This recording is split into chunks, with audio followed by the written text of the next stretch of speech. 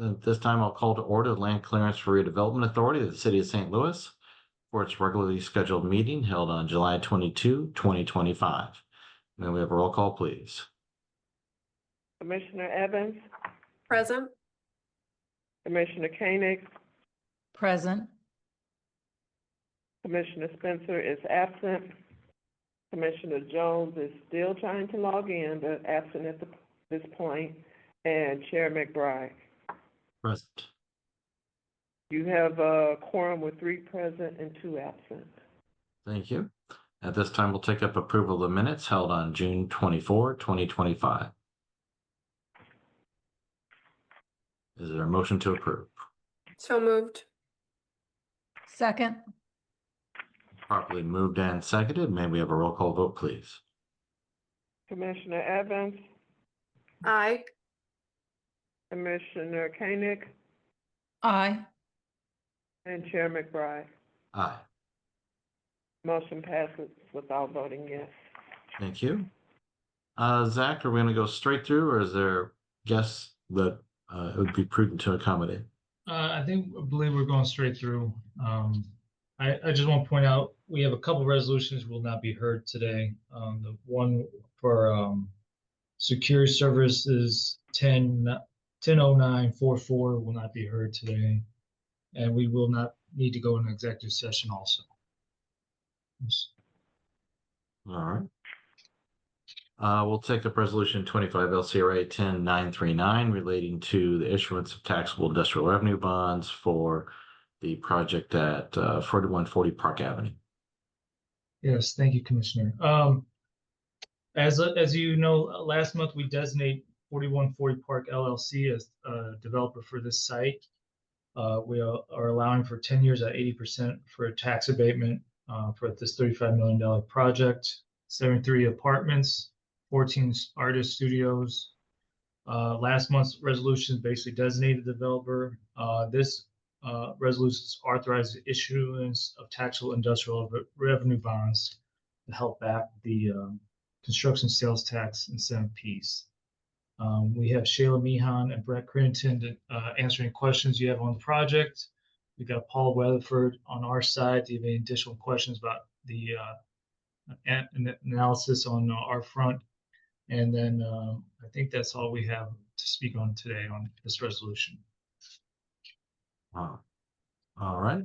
Shayla, can you give us an update on where we are on this project? Sure. Yeah. Thank you, commissioners. I may defer to Brent Crittenden to provide you with an update, but the project is continuing to move forward and move along, and excited to be here today. So, Brent, I don't know if you have any other updates to share or specifics.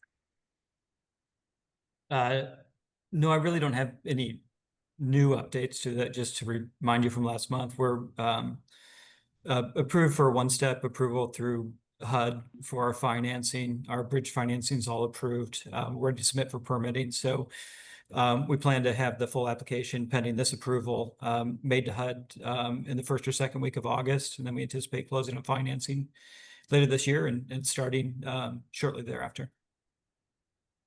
Thank you. I'd like to note that Commissioner Jones has joined, and right now we're taking up resolution 25 LCRA 10939. Thank you, Mr. Crittenden. Let's see. Paul, can you walk us just through the finances from the SLDC or from LCRA side again? Yeah. Just as a reminder, and as you might recall, this project scored a 32 on the community benefits scorecard, making it eligible for tier 1 tax abatement.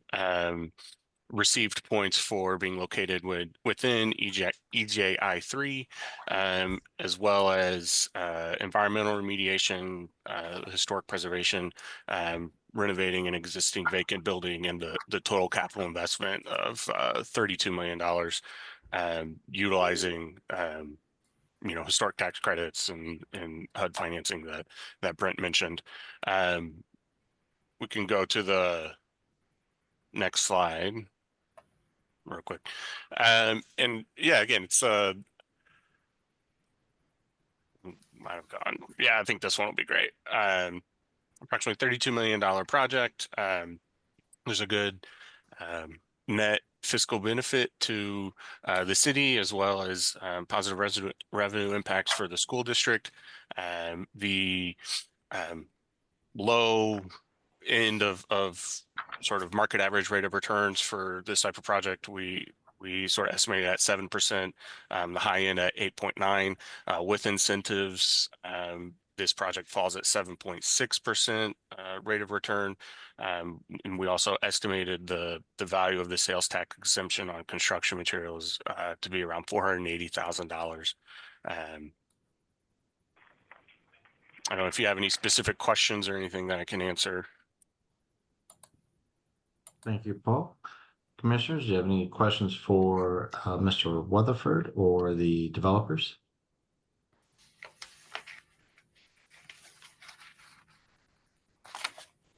I'm not seeing any, so thank you all. Yeah, and so this is the second step in the process to issue the taxable industrial revenue bonds.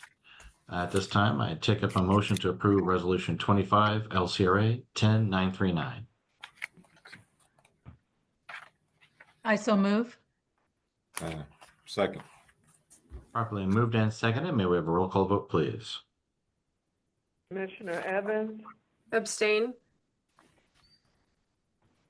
Commissioner Koenig, Aye. and Chair McBride.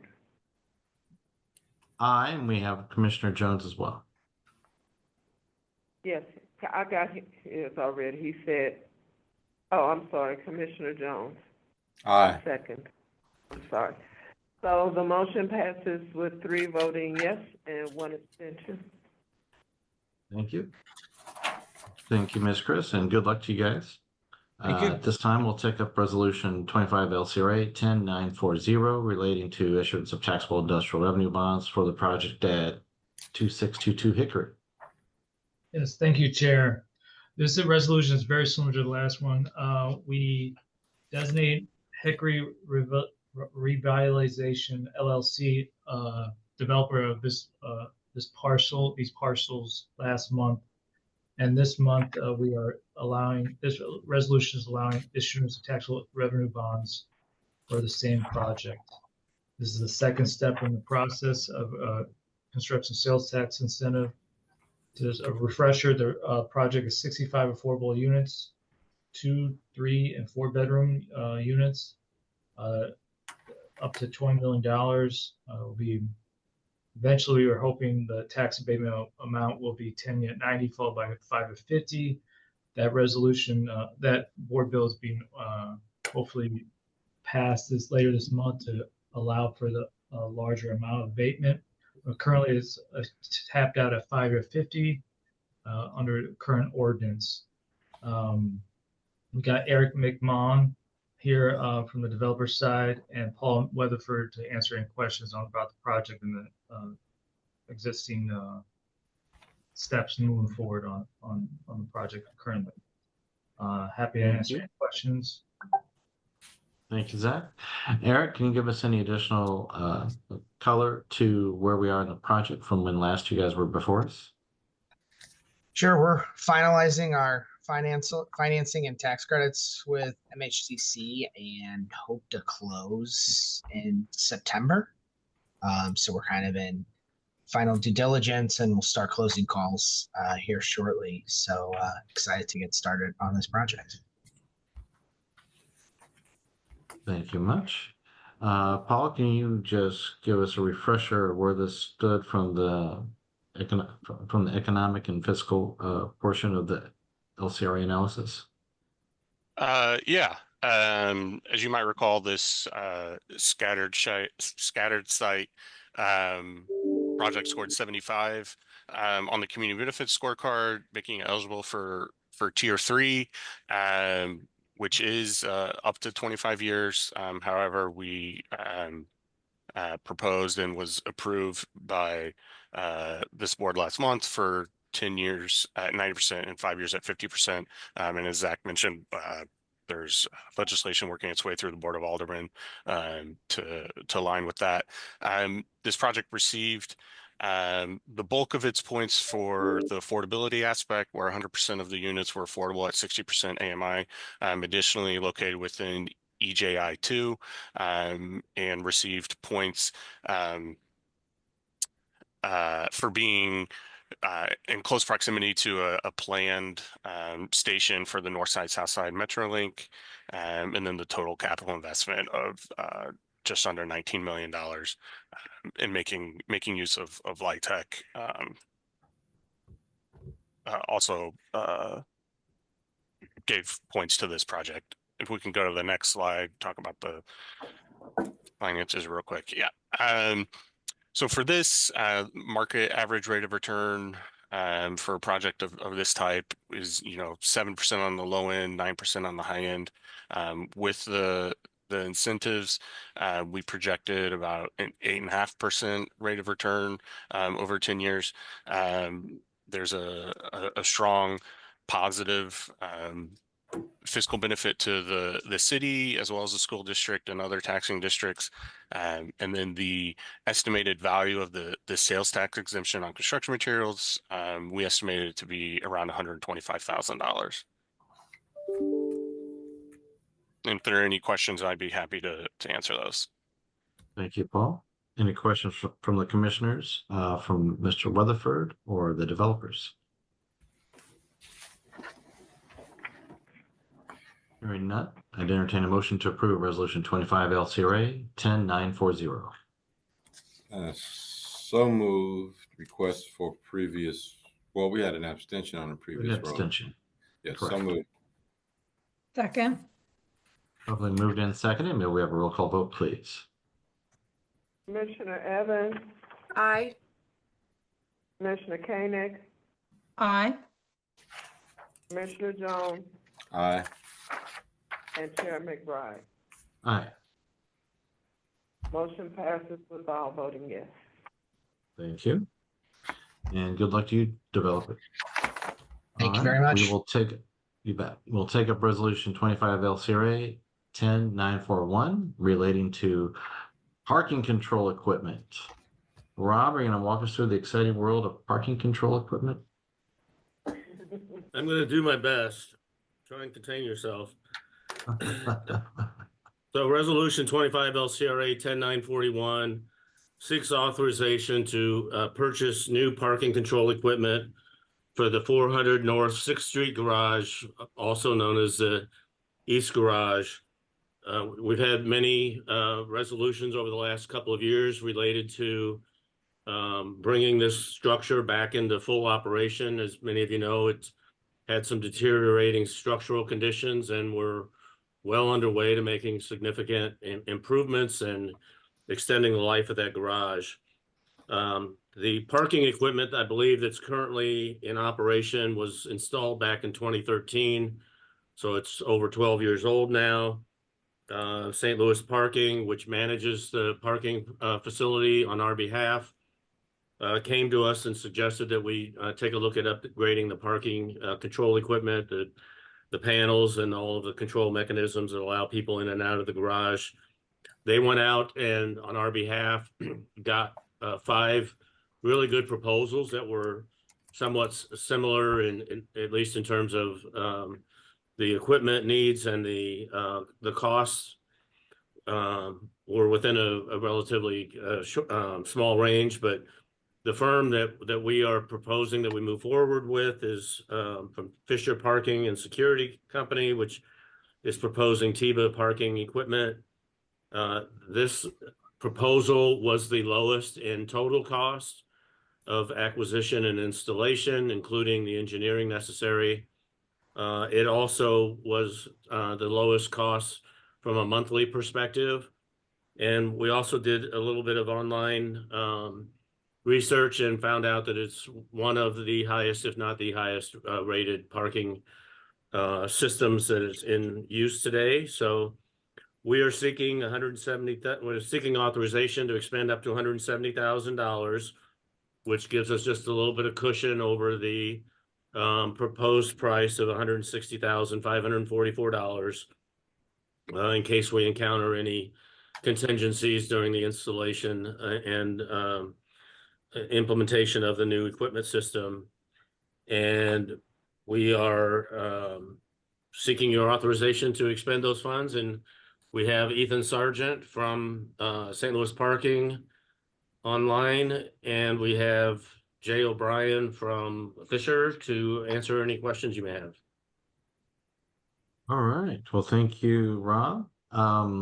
Yeah, Ethan and Jay, can you just give us a little more context to the presentation that Rob gave us? I'll start, Jay.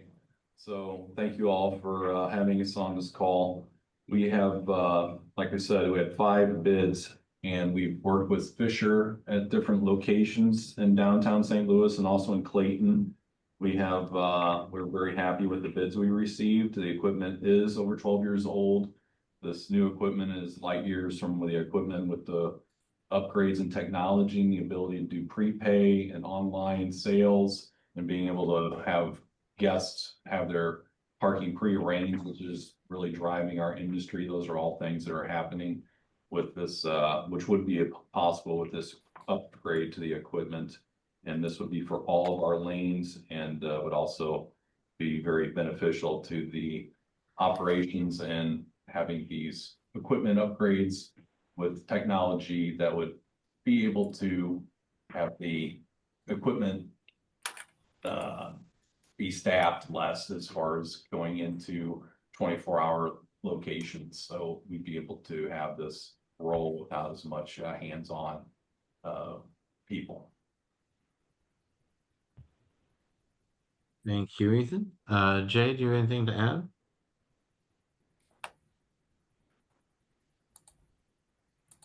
Sorry, I had to unmute myself. Hi, thanks for having me. I think Ethan summed it up pretty well. We are excited to modernize you guys and look forward to finding some ways that you guys can increase parking revenues and customer satisfaction in this garage. Happy to answer any questions that anybody has.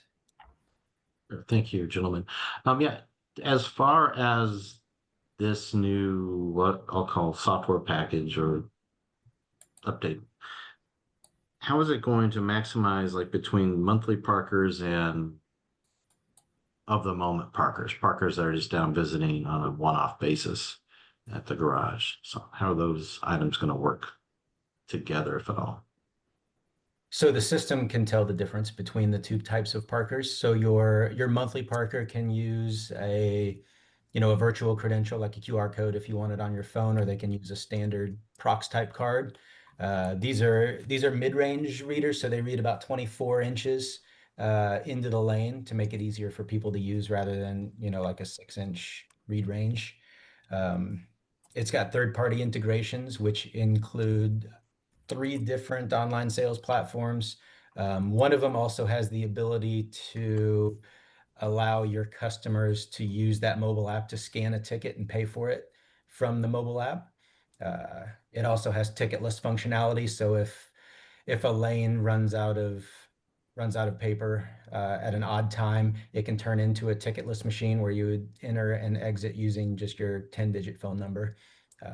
We equipped it with prepay by credit card. So if you're in event-driven mode, your customers can pay you a flat rate to get in, and then you give them X amount of hours based on that flat rate to get out, so you can keep the gates down, as much as possible. Yeah, one of those third Oh, party is Park Mobile, and that's what the on-street is. And we use that pretty much exclusively for a lot of our event-driven sales, and the ability to prepay at the entry helps with egress and being able to control those management of those inventories. So we'd be able to set the machine for a certain amount for the smaller events and not have to staff and be able to have those transactions take on the front end instead of the back end. Very good. You anticipated my next question, Ethan. Thank you. Any other questions from the commissioners?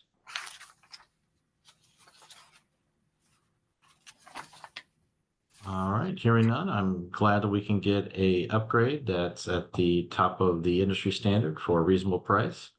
At this time, I'd entertain a motion to approve Resolution 25 LCRA 10941. So moved. So moved. Request for previous roll.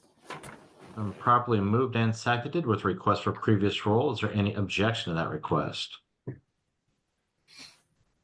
Hearing none, the motion passes and the resolution is approved. Thank you, gentlemen. Thank you. All right, now we're going to take up resolution 25 LCRA 10942 relating to the annual fee payable to SLDC. Charlie, are you walking us through that? Yes, Mr. Chairman. Thank you. The resolution similar to what you just approved at the PIEA meeting. No, Commissioner Jones was not present, but or perhaps he heard the spiel I gave on that, but I'll run through it again quickly. The budget starts July 1 of 25, runs through June 30th of 26. The budget is attached to the resolution showing the first two columns, the budget for 24 and the actual results. The middle two, the next two columns, the budget for 25 and the projected expense and revenue for 25. And then the budget for 26 is in the far right-hand column. The particulars on the fifth column, the budget for FY26 are our parking revenue is projected. We have 3 lots that are revenue producers for LCRA. The City Block 426 lot, the top one that's close to the baseball stadium. It's on the corner of 10th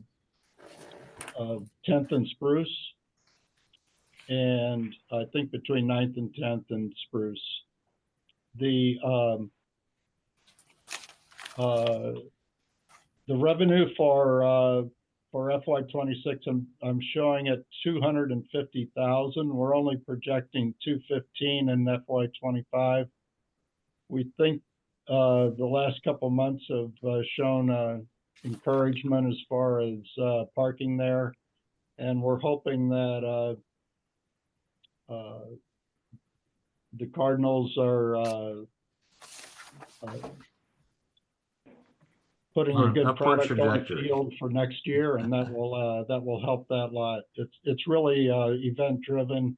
We recognize the Savannah team over the weekend, Savannah Bananas. It proves that the stadium people are interested in baseball and will come out and fill that stadium. On City Block 124, which is tucked in next to the Edward Jones Dome, we're projecting a budget of 320,000 compared to projected results of 280 in the current year, hoping that convention business picks up. And that is also capturing some of the parking need in the area pretty much north of Washington, since the demolition of the City Block 166 garage was occurred a couple of years ago. We picked up some. We have very few monthly parkers, but I think that's going to materialize into monthly parking. But we do a sizable daily parking there. And then on City Block 118, we're looking at $2,500,000 as our revenue for that garage, as we hopefully wind down construction and possibly talk to Stiefel about maybe raising their rates this fall. So that would be the 2 contingencies there. The other revenue is lease rental, which we're projecting at 150,000. I think we can easily meet that. We lease city block 177 to for parking, and that's the primary amount of that 150, because it's offset by some security costs we maintained. And I think, Rob, we need to look at that security contract and see if we can reduce that a little bit as we go forward. But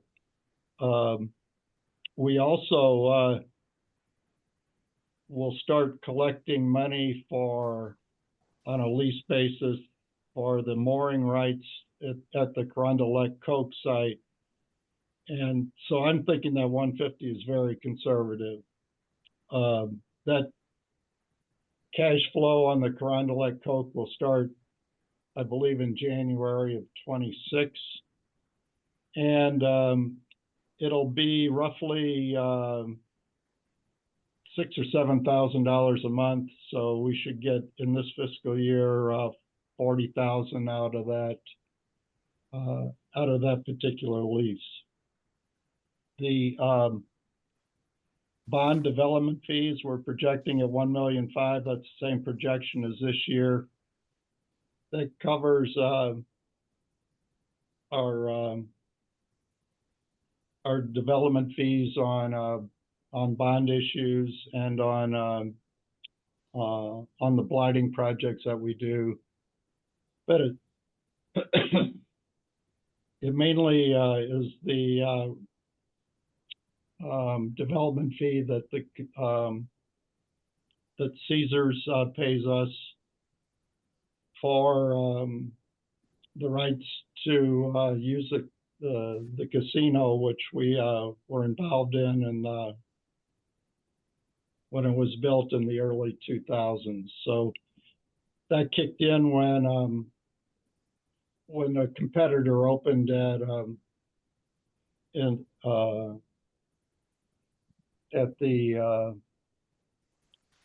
River City. The competitor was owned at the same time by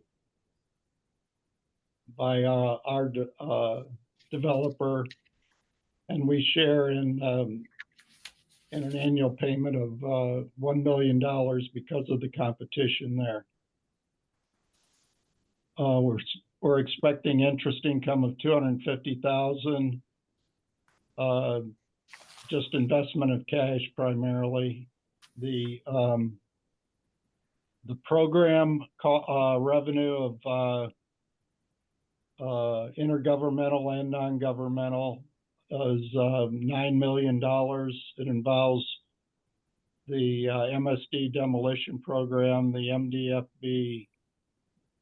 MDFB pass-through that we do for developers, the contribution tax credit that MDFB provides, along with some ARPA funds that LCRA is using to make strategic acquisitions. So we're projecting 13.990 in revenue. Expenses, interest expense on borrowings of $545,000. That's primarily the East Garage borrowings. Although we do have a $2 million loan there on City Block 177.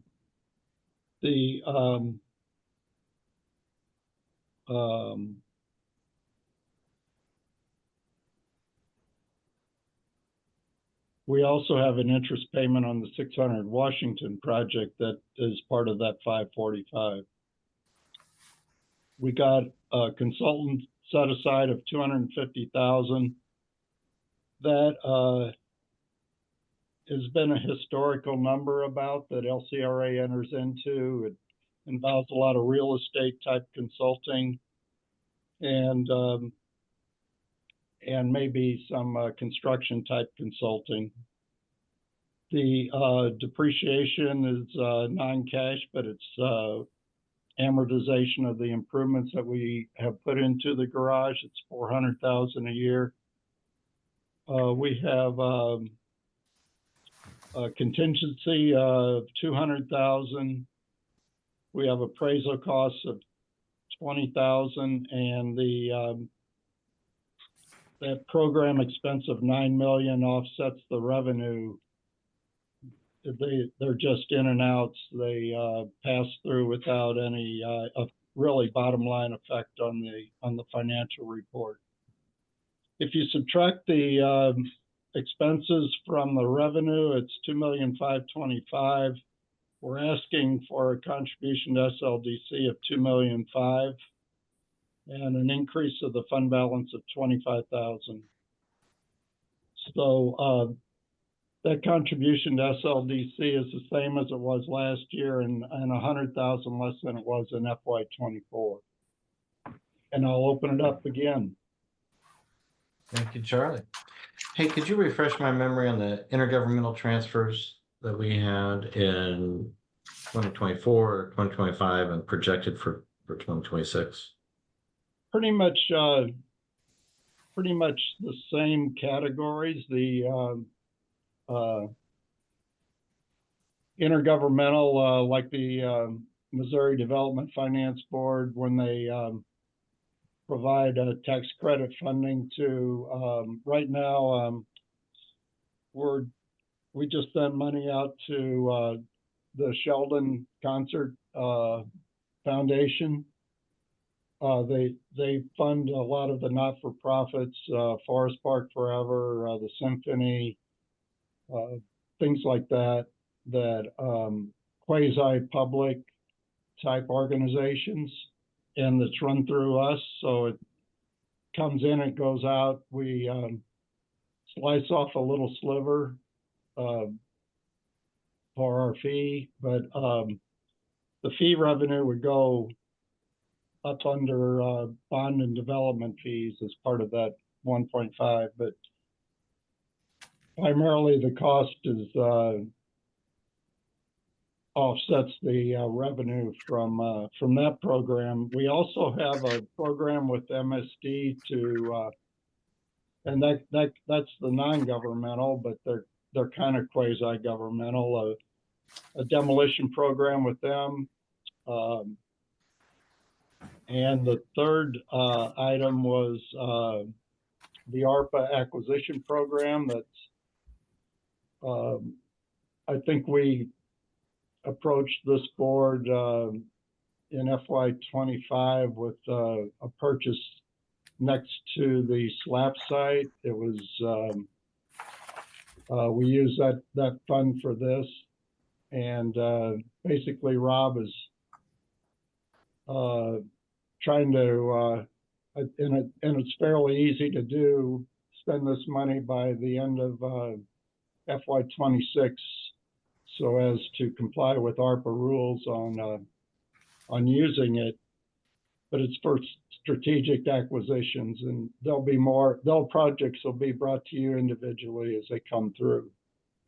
But again, they're all, whatever we get as far as revenue goes out in expense. All right, thank you, Charlie. Any questions from the commissioners for Charlie on this resolution? Charlie, I was wondering about the interest line item. Can you explain the difference between the budget and projected in 2025?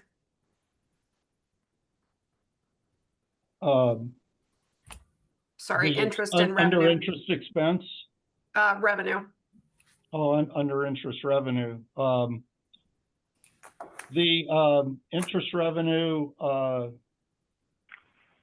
we're projecting at 265 in FY25, 250 in FY26. There was 400 in the budget. We did not make that. Part of that is developers that were supposed to pay for various. We expected a flow of when we're a pass-through type entity and we have to pay expense related to the pass-through, we expect the developers to offset that. And it did not occur, and that's why the projection is much less than the budget amount.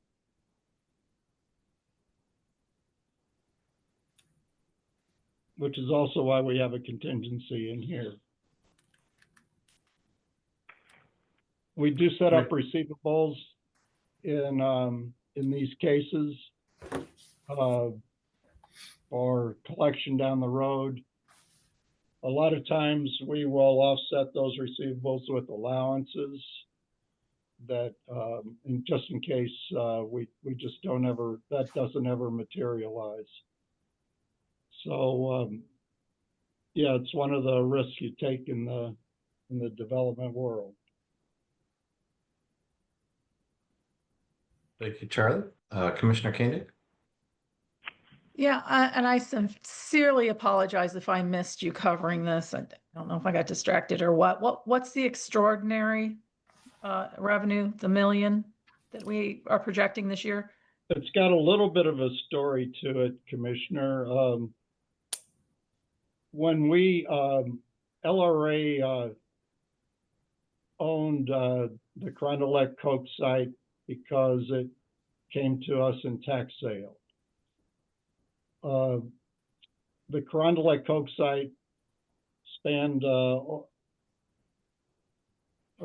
40 acres, and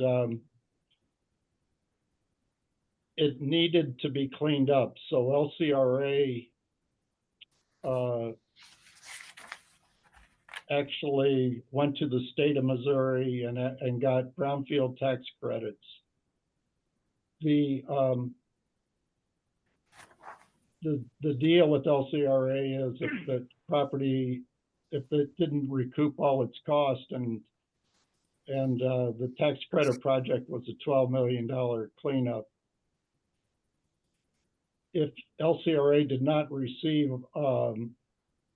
its costs for being involved in that, and what we did is we would pay bills related to the cleanup, and then we would sell them on the market, probably 90 cents on the dollar, and recoup some of our costs that way. But there was other ways to recoup it, and one is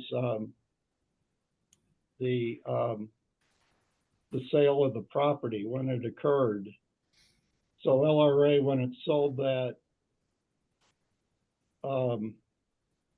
provided the money to LCRA since it still hadn't recouped all its costs. If you look at,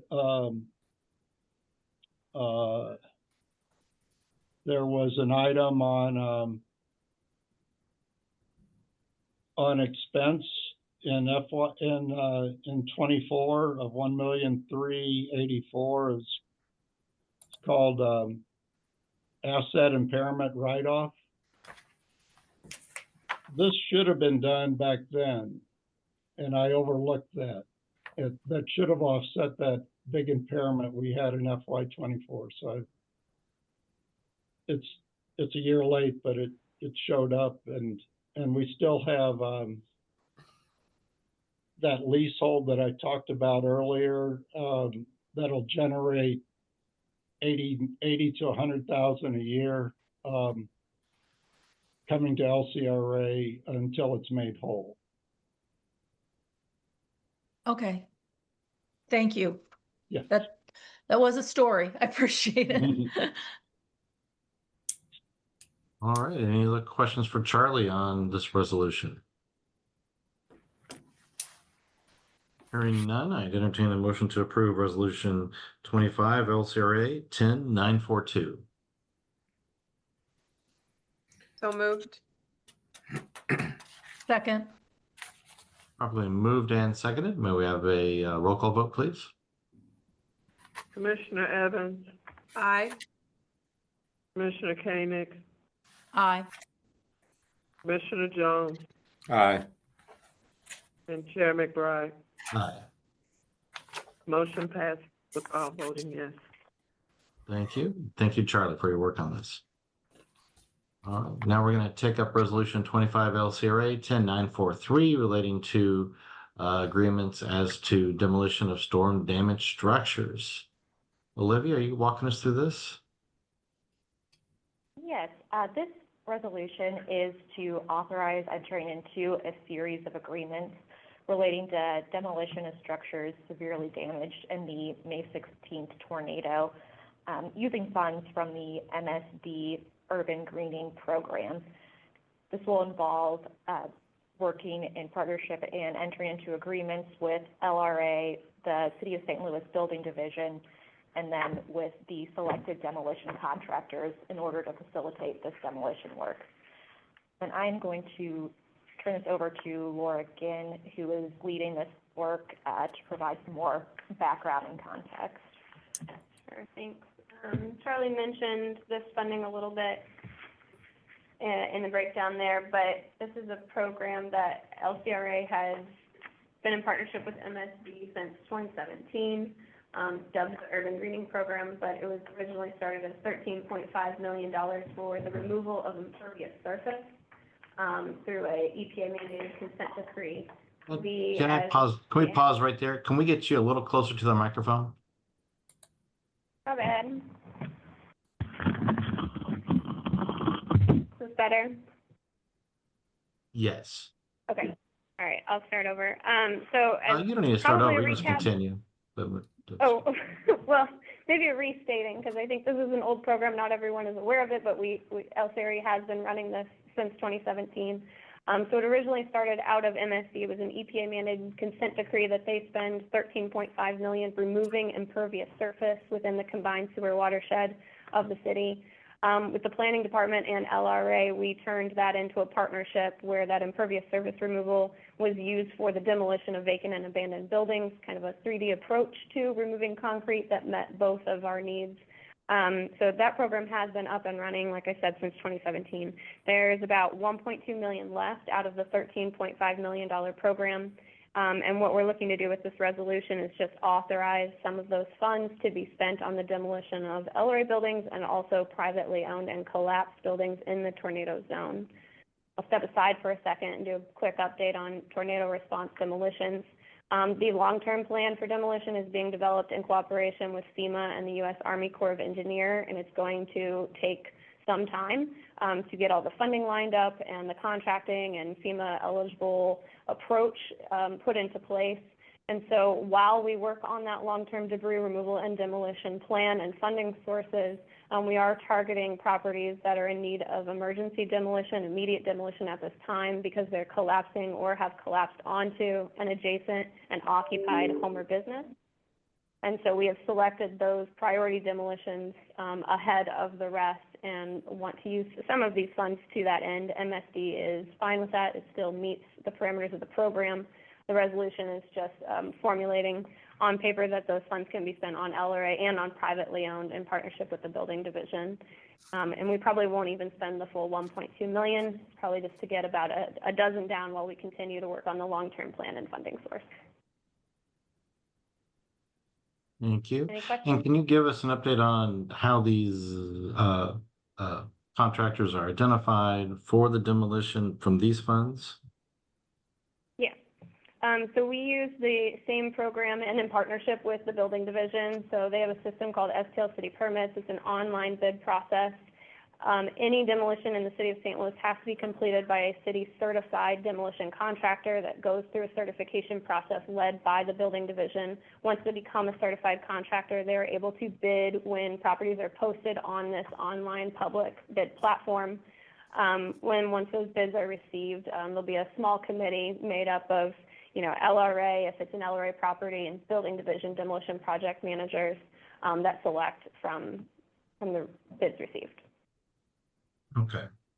And I would just ask that in those committees that we be mindful of the bonding requirements and not group too many buildings together for any particular bid, so that demo contractors, which are approved, can actually service the communities in which they live and are not priced out due to bonding requirements. That concern has been voiced to me. I agree. That's the benefit, I guess, of carving off these emergency ones sooner and getting them moving, is they tend to be 1 to 2 buildings at a time, and really support our local contractors while we work on the bigger contracting plan and how to how to meet that goal with that as well.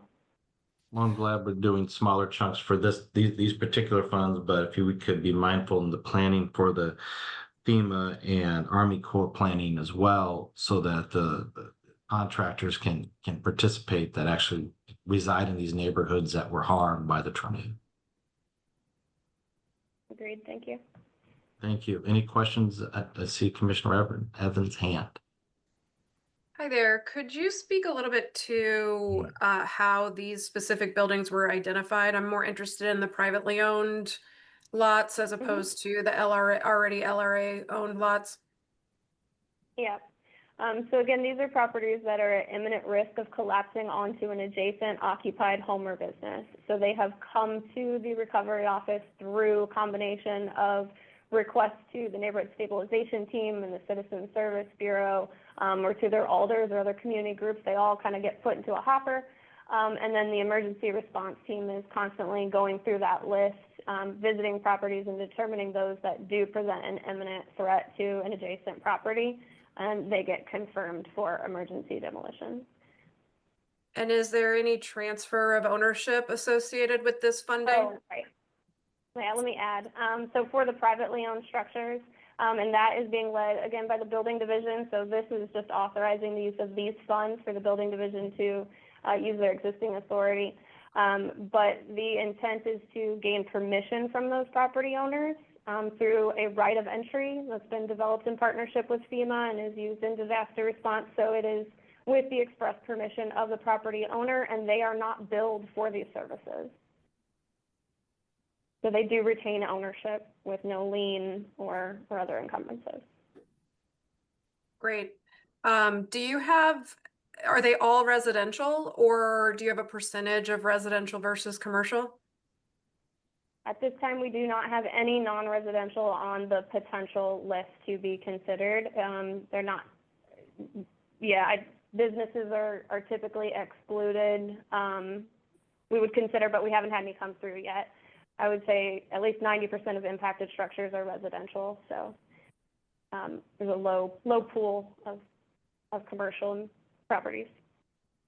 Great. Thank you very much. I think I applaud the city in continuing to think a little bit outside the box and using authorizations that we already have and departments that we already have, in addition to some kind of innovative funding options to get this moving. So thank you so much.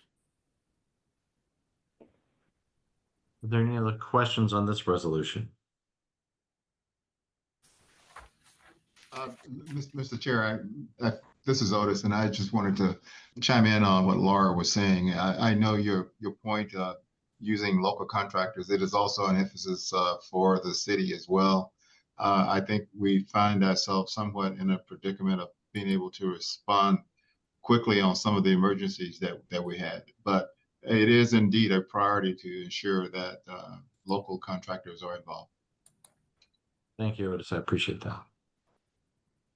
If there are no further questions or comments on this resolution, I'd entertain a motion to approve Resolution 25 LCRA 10943. So moved. Request for previous roll. Second. Properly moved and seconded with a request for previous rolls, or any objection to that request? Hearing none, the motion passes and the resolution is approved. We're not taking up the next item. I understand there's a scheduling conflict. Olivia, do we need to formally move to table that to the next meeting? So I moved. suggest taking a motion to table it, yes.